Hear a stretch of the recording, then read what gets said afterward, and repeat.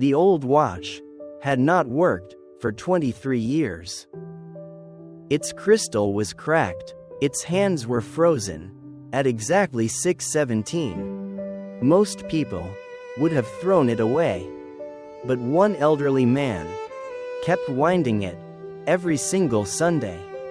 Not because he believed it would ever tick again, but because it reminded him of the one promise that almost destroyed his marriage, and the miracle that saved it.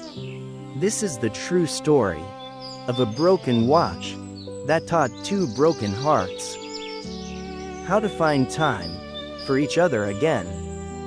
In 1989, David Parker was the kind of husband everyone admired.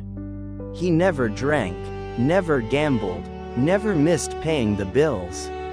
He worked 12-hour shifts at a machine factory outside Pittsburgh. His coworkers called him dependable. His boss called him indispensable. His children called him the man who sleeps.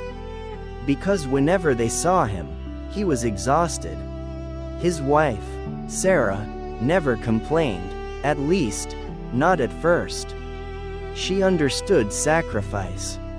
Money was tight, 2 children, a mortgage, medical bills after their youngest son's asthma diagnosis. David believed love meant providing. So every overtime shift felt like another act of love, another gift for the family. Or so he thought. Sarah saw something different: birthdays missed, school concerts empty seats, family dinners canceled again. One evening, their daughter Emma looked at an empty chair and quietly asked, "Does Dad still live with us?" Sarah smiled, but later that night, she cried alone. Because she didn't know how to answer. Their 15th wedding anniversary fell on a Thursday. Weeks earlier, Sarah had made reservations at the same small restaurant where David had proposed. She even wore the blue dress he once said made her look like sunshine. She waited. 6 o'clock, 6:30, 7. The waiter gently asked if someone else was joining her. She smiled politely. "He's probably working late." By 8:30, the restaurant closed. David finally walked through the front door after 10. Covered in grease, holding an envelope. "I got promoted." He expected celebration. Instead, he found silence. Sarah quietly placed their wedding photo on the kitchen table. Beside it sat a tiny wrapped box. "I waited 3 hours." David stared blankly. "What day is today?" The moment he asked, he already knew. Inside the small box was a silver wristwatch. Engraved on the back were 6 simple words: "Time matters more than money." David couldn't speak. Sarah looked at him with tears she had hidden for years. "I don't miss your paycheck. I miss my husband." That night, for the first time, she slept in the guest room. The next morning, David wore the watch to work. Every time he looked down, he remembered the words engraved against his skin. For 2 weeks, he left work earlier. The children noticed. Family dinners returned. Sarah smiled again. Hope began returning to the house. Then, the factory announced layoffs. Only workers willing to accept unlimited overtime would keep their positions. David faced an impossible decision: choose time or choose security. He chose work again. The overtime returned. The empty chair returned. The silence returned. 3 months later, while repairing heavy equipment, the watch struck a steel beam. The crystal shattered. The hand stopped forever, at 6:17. The exact time Sarah had been waiting, at the restaurant. When David arrived home, he found divorce papers on the kitchen table. Sarah wasn't angry anymore. She looked simply tired. "I can't compete," she whispered, "with a factory." That night, David opened the watch box again.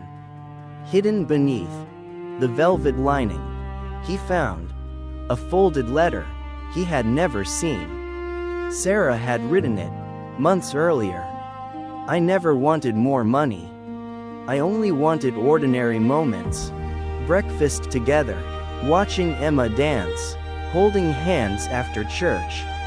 Growing old beside someone who actually had time to notice we were growing old."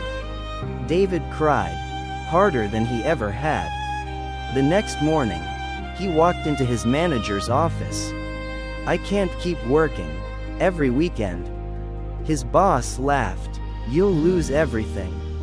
David quietly replied, "No, I'll lose everything if I don't stop." He accepted a lower-paying position, sold the second car, canceled expensive plans, moved into a smaller house. Life became simpler, but strangely, it also became richer. The divorce papers were never filed. Instead, they framed the broken watch. It hung near the family dining table. Every Sunday, before church, David would wind it, even though it never moved. When the grandchildren asked why, he smiled. "Some things don't need fixing. They only need remembering." Years later, Emma spoke at her parents' 40th anniversary. She held up the broken watch. "I don't remember Dad's promotions. I don't remember how much money we had. But I remember the nights he came home before dinner. I remember when he finally found time for us. There wasn't a dry eye in the room." Most marriages don't end because people stop loving. They end because they stop making time.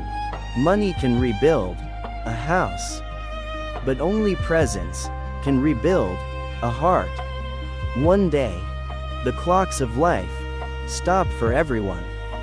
The question isn't how many hours you worked, it's who received those hours.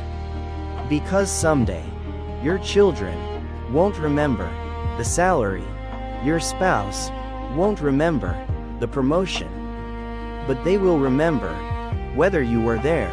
Maybe the most valuable gift you can give someone today isn't your success, it's your time. If this story touched your heart, share it with someone before it's too late. Sometimes, the smallest reminder can save the people we love most.